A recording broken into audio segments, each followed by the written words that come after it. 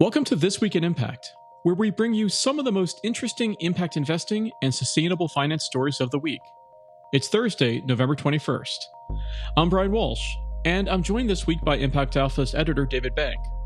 We'll discuss highlights from this week's Agents of Impact call, where impact investing professionals discussed new narratives for where we go from here following the recent U.S. elections.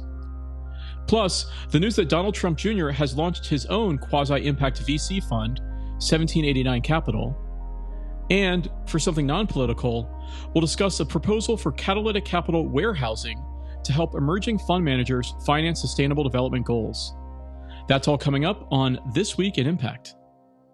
Hi, David. How are you doing this week? I'm doing great, Brian. We've got an atmospheric river flowing through Northern California, so we're trying to remind ourselves that we like the rain. Well, here in the Northeast, we finally are having some rain after our own drought that saw some wildfires in New England, which was pretty bizarre to experience. But first up this week's call brought together Agents of Impact for a range of perspectives on where the impact investing ecosystem goes from here in the aftermath of the recent U.S. election. David, what are some of the key takeaways you learned from the community?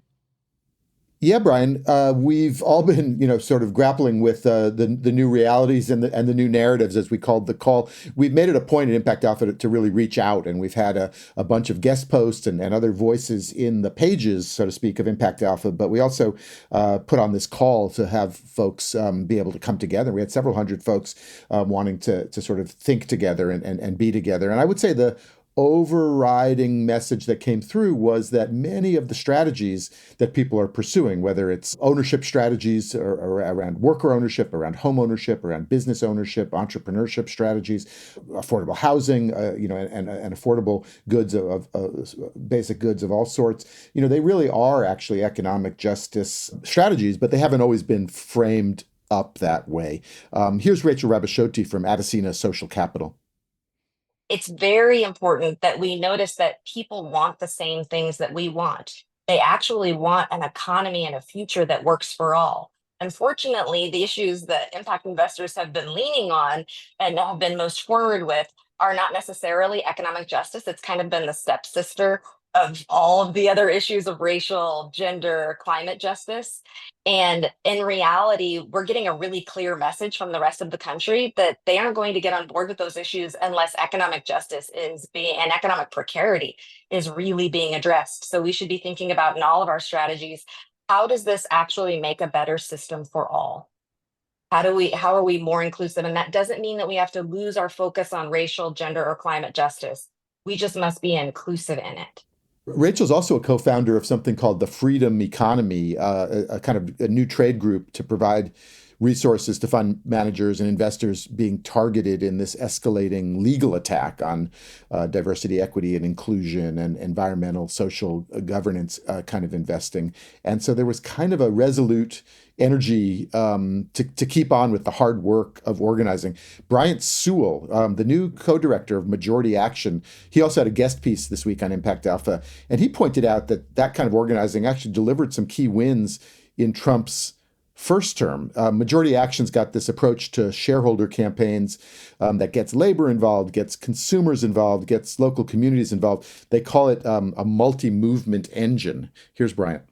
We just know that we have to roll up our sleeves and really get to work.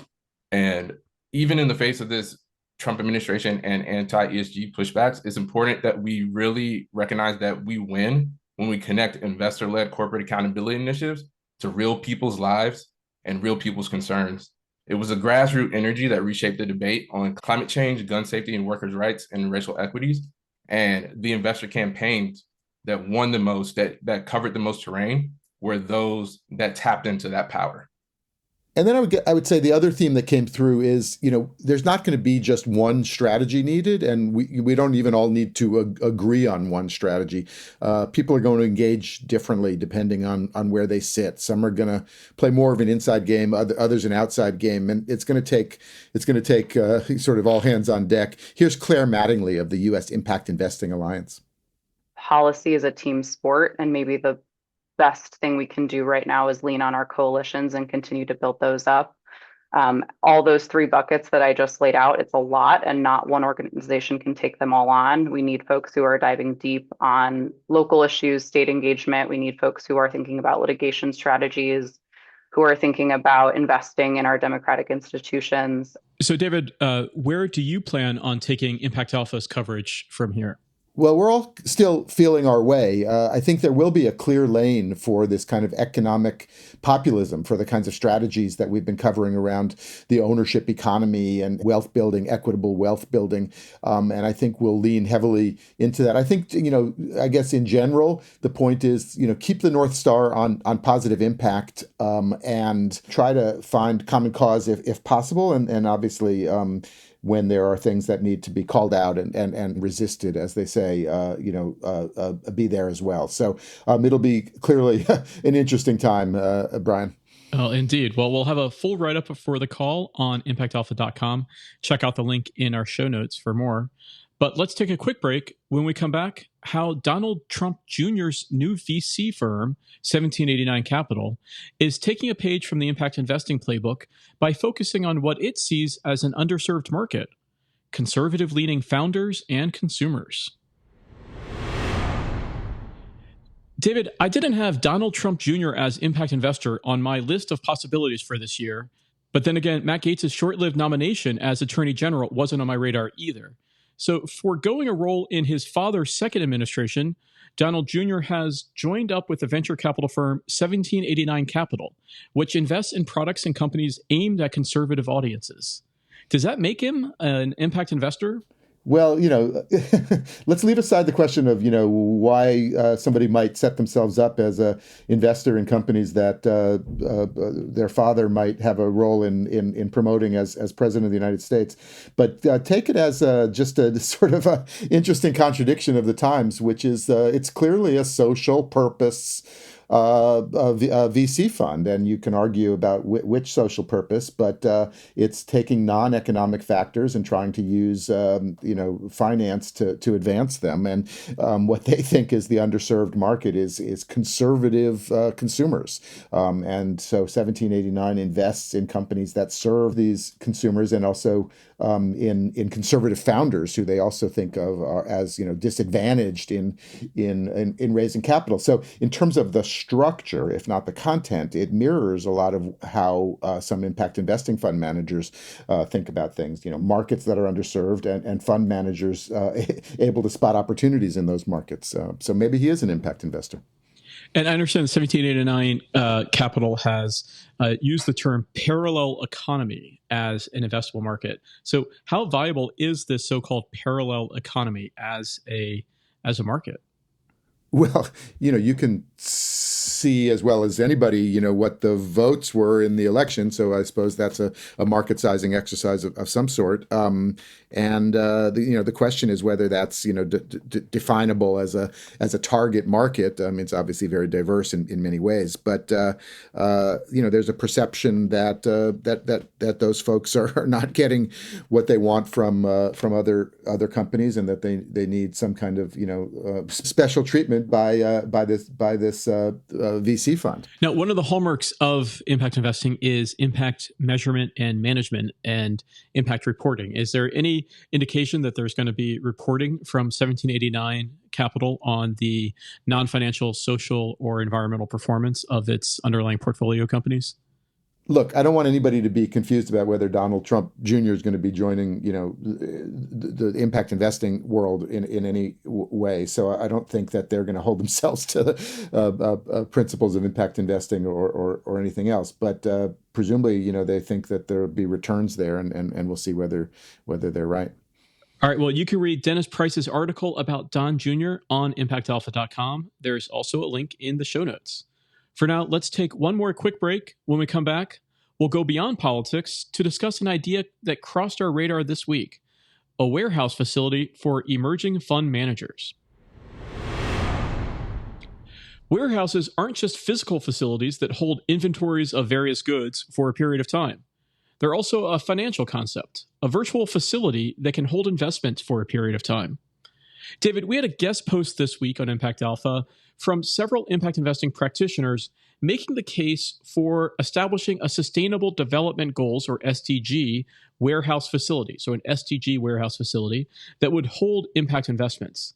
What is the problem that this idea is trying to solve? Yeah, this is part of a broader effort to help stand up more emerging and first-time fund managers, folks in geographies that are overlooked or with novel theses, or just they don't have a track record of investing, and so they are having a hard time with their fundraising, particularly with more institutional capital. And so the notion of a warehouse is let them make a deal or two before they've even raised or closed the first close of their fund, show their chops as an investor, spot some interesting companies, and then when they do get to that first close, they'll fold this deal or two deals into that fund. So you're essentially parking them in a sort of special purpose vehicle or the equivalent until you get to your first close.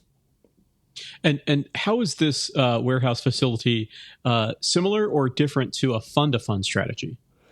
Well, it kind of becomes that in a sense, because the investors in the warehouse facility do have a stake in a range of investments across these different managers. But so it has some diversification, I suppose, like that for the catalytic investors that they're looking for to fund the warehouse.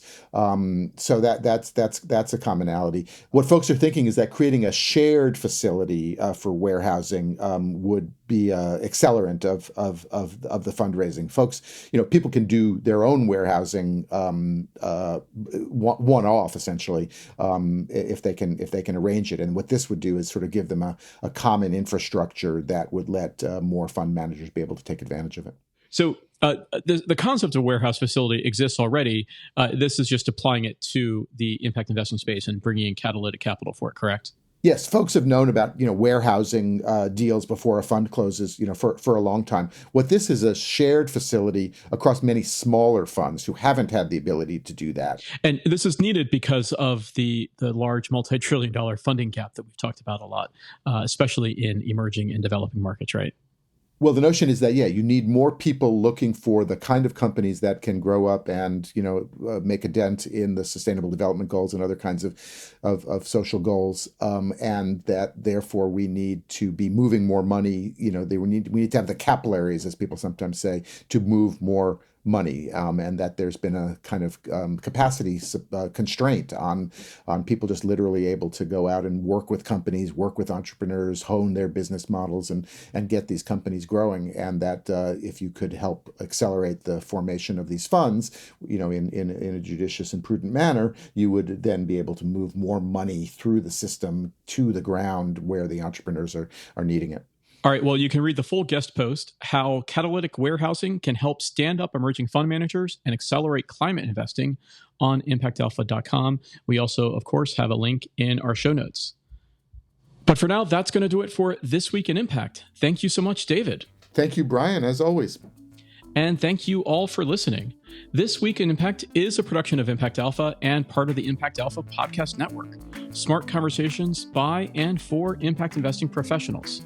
For more exclusive stories about the world of impact investing and sustainable finance, join thousands of other agents of impact by subscribing.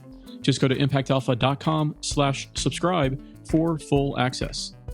If you like the show, please subscribe to this podcast wherever you listen, and be sure to leave us a 5-star rating. It really helps other people discover the show. Thanks, as always, to our producer extraordinaire, Isaac Silk. For David Bank, I'm Brian Walsh. We'll see you next week for more Impact.